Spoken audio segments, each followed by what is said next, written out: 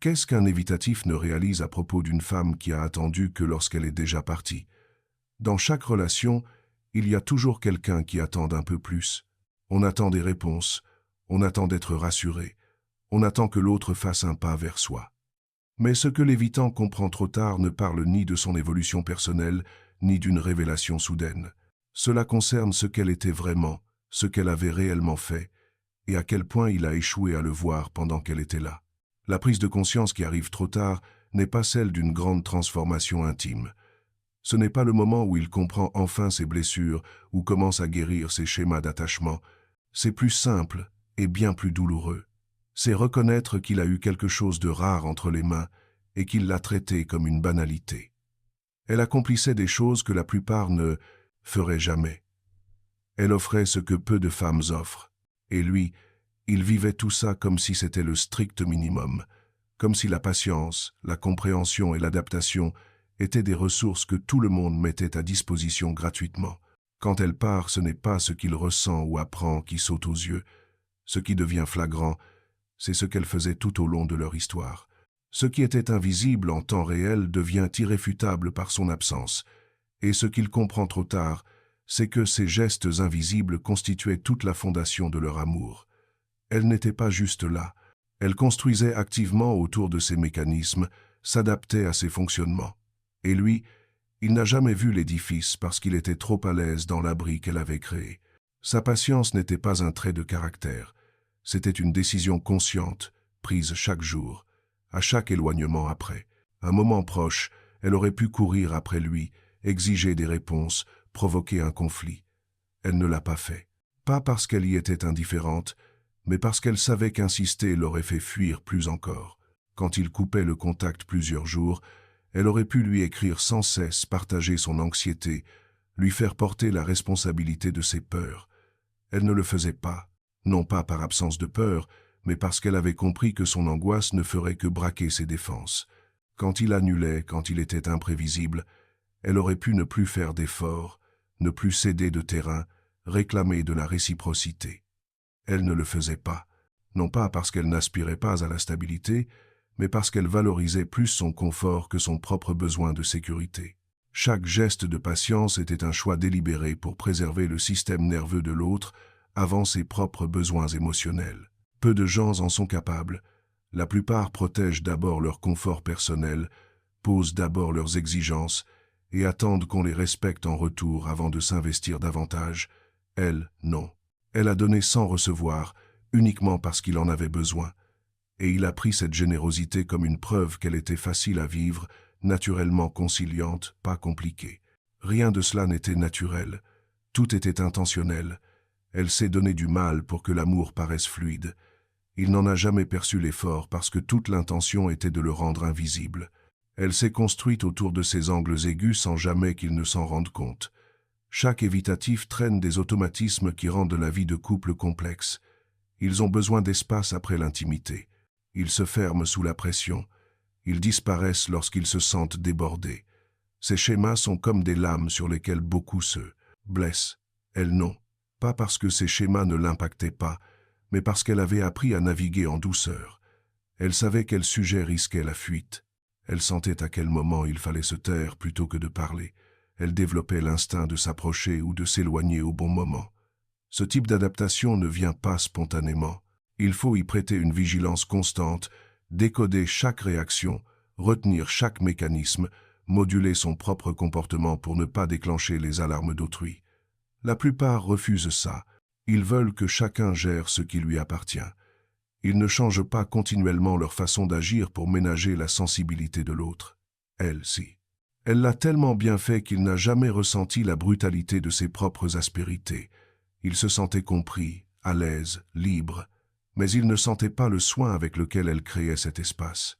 Il croyait que c'était simple, d'être aimé par elle. Ce n'était pas simple. Elle a tout fait pour que ça en ait l'air. Sa compréhension ne venait pas d'un détachement ou de valeurs peu ambitieuses, c'était un travail minutieux. Elle a compris ses automatismes avant même qu'il ne les admette. Elle a identifié ses déclencheurs avant qu'il sache les nommer. Elle savait de quoi il avait besoin avant même qu'il l'exprime. Un tel niveau d'intuition exige une attention constante. évaluer chaque réaction à l'intimité, repérer ce qui l'encourage à fuir, comprendre ce qui lui donne envie de revenir. Il faut cartographier l'intérieur de l'autre. Elle a réalisé cette carte. Elle est devenue experte en lui, a anticipé ses besoins, à savoir quand soutenir, quand laisser de l'air. Il s'est contenté de croire qu'il était prévisible, normal à fréquenter, qu'il ne fallait pas d'efforts exceptionnels. Il n'a pas vu les heures de labeur émotionnel derrière cette expertise.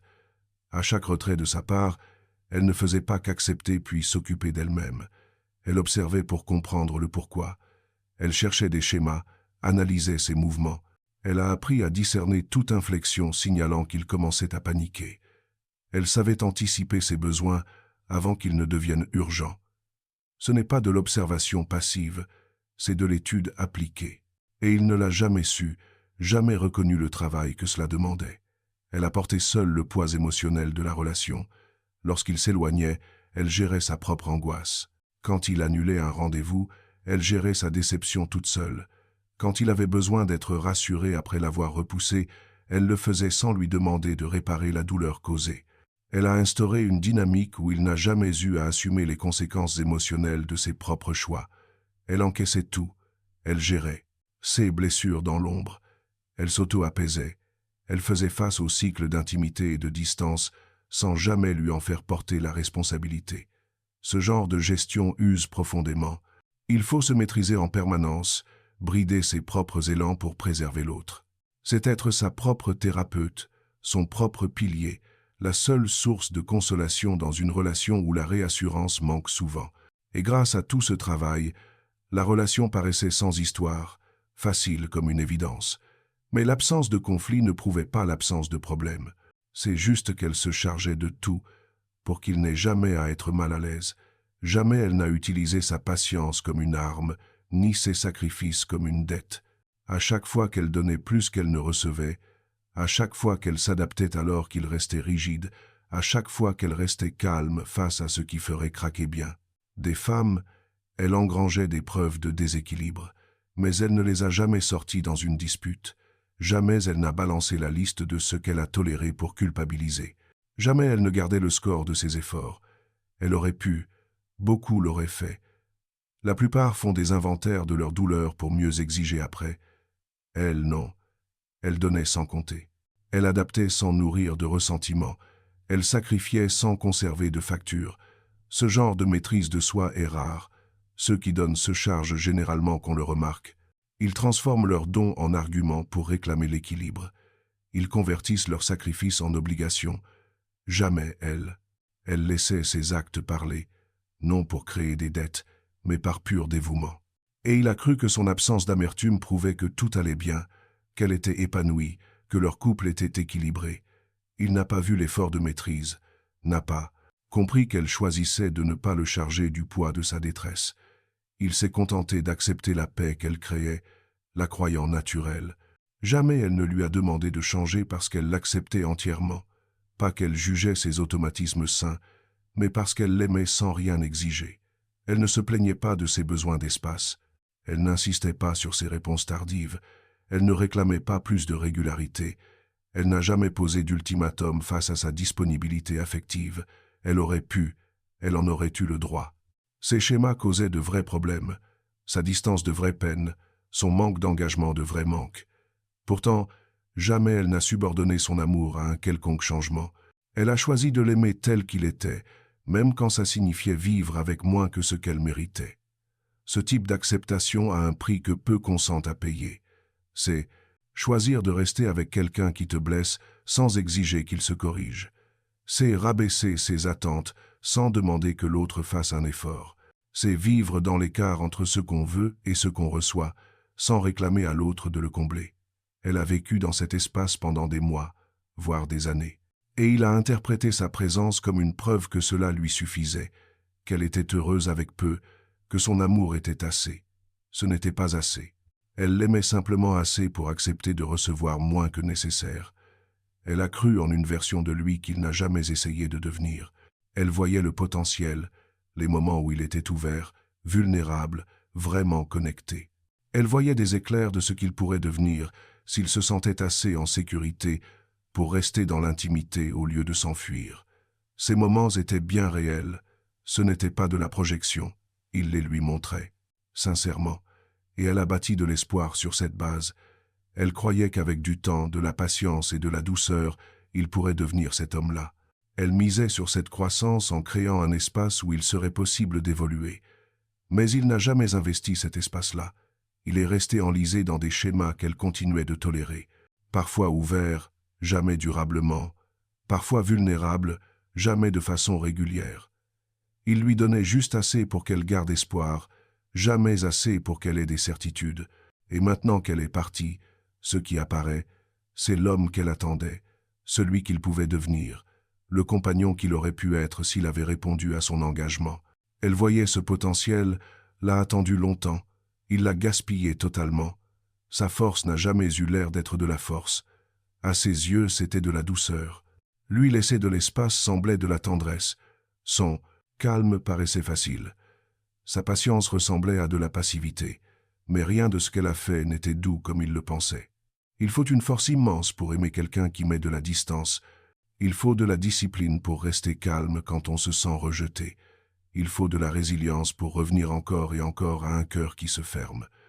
La douceur qui vient de la force n'a rien à voir avec la soumission. La sienne venait d'une force intérieure. Elle a eu le courage de garder son cœur ouvert là où d'autres se seraient endurcis. Le courage de croire encore alors qu'il lui donnait si peu. Il a confondu cette douceur née de la force avec de la docilité. Il pensait qu'elle était soumise parce qu'elle ne s'opposait pas, facile parce qu'elle n'imposait rien, passive parce qu'elle n'exigeait pas davantage. Tout ça était faux. Elle n'était pas soumise mais stratégique, pas facile mais capable de s'adapter à ses complexités, pas passive mais volontairement dans la retenue. Ce courage n'a jamais été reconnu parce qu'il ne le voyait pas ainsi. Lui associait la force à l'affirmation, la confrontation, la fermeté. Sa force à elle prenait la forme de patience, de souplesse, de compréhension. Il ne l'a jamais valorisée, car il ne la voyait pas. Elle a cessé d'attendre parce que continuer revenait à s'abandonner. Des mois, parfois des années, à privilégier son bien, être à lui sur ses propres besoins, choisir la compréhension plutôt que d'être comprise. La patience plutôt que réclamer des efforts. Tous ces choix servaient leur relation, pas sa propre intégrité.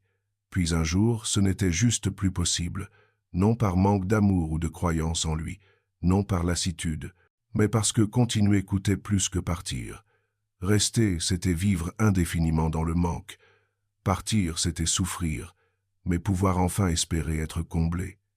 Elle s'est choisie, sans colère, ni vengeance, ni calcul, parce que rester aurait été la perdre elle-même. Cette abnégation la détruisait en silence. Elle n'est pas partie pour qu'il la poursuive, pas non plus dans l'espoir qu'il se réveille enfin. Elle est partie car rester n'était plus soutenable. Ce qu'il comprend trop tard, c'est que ce départ n'était ni une stratégie, ni une manipulation, mais un acte de survie. Elle est restée tant qu'elle l'a pu, elle a tout donné, et quand rester aurait impliqué de sacrifier ce qui lui restait, elle a choisi de s'en préserver. Son attente avait une fin, bien qu'il n'y ait jamais cru. Sa présence paraissait acquise, sa patience lui semblait illimitée, sa capacité d'adaptation inépuisable. Elle était là malgré des années de distance et de retour, alors il pensait qu'elle resterait toujours, mais la patience a ses limites. L'adaptation aussi. Rester est un choix qu'on peut cesser de faire. Elle avait plus de patience, de douceur, de tolérance que bien des autres femmes. Mais même un cœur généreux s'épuise lorsqu'il donne sans retour. Chaque éloignement consommait un peu de sa patience. Chaque silence puisait dans sa compréhension. Chaque retour accueilli épuisait des ressources que lui n'a jamais restaurées. Il a pris, sans jamais rendre. Il a puisé, sans rien déposer. Il croyait le compte infini parce qu'il ne s'était jamais retrouvé à sec. Mais trop de retraits vident n'importe quel compte. Le sien s'est tari, non brusquement, mais petit à petit, inévitablement, et au moment où il s'en est rendu compte, il n'y avait effectivement plus rien. Ce que tout évitatif finit par comprendre trop tard à propos de la femme qui a attendu, ce n'est pas à propos de lui, c'est à propos d'elle, de qui elle était vraiment, de ce qu'elle lui donnait réellement, de la rareté de tout ce qu'elle offrait. Tant qu'elle était là, il voyait sa patience comme une norme, sa compréhension comme un acquis, son adaptation comme sa nature. Il croyait qu'il était facile pour elle de l'aimer. Ce n'était pas facile. Elle l'a fait paraître simple grâce à des efforts invisibles. Il croyait que sa compréhension était naturelle. Rien ne l'était. Tout était intention, travail, volonté. Il pensait que sa présence était acquise. Elle ne l'a jamais été. C'était une décision renouvelée chaque jour, jusqu'au dernier. Ce qu'il découvre trop tard, c'est qu'elle était rare. Que ce qu'elle a offert n'est pas courant. Peu de gens aiment ainsi. Peu de personnes acceptent de patienter ainsi. Peu se forgent à ce point autour d'autrui. Et lui, il a traité ce qui était extraordinaire comme ordinaire, un sacrifice comme un simple tempérament, une générosité inouïe comme une évidence. Et maintenant qu'elle est partie, maintenant que personne ne l'accueille pareil, maintenant qu'il doit vivre des relations où il n'est plus le centre d'adaptation continue, il réalise ce qu'il avait. Pas assez tôt pour le garder, pas assez tôt pour l'honorer, pas assez tôt pour lui rendre l'appareil, juste assez tôt pour savoir qu'il a perdu ce qu'il ne retrouvera jamais. Voilà, tout ce qui reste, c'est ce sentiment qui arrive trop tard, pas la croissance, pas la guérison, juste la conscience que quelque chose d'irremplaçable a traversé sa vie et qu'il l'a laissé partir sans même le reconnaître. Si tu as été cette femme qui a attendu, ou si tu reconnais ces modèles dans ta propre relation, partage ton vécu en commentaire. Et si cette vidéo t'a permis d'ouvrir les yeux, mets un « j'aime » et abonne-toi pour d'autres contenus sur l'attachement et les dynamiques de couple. Merci d'être là.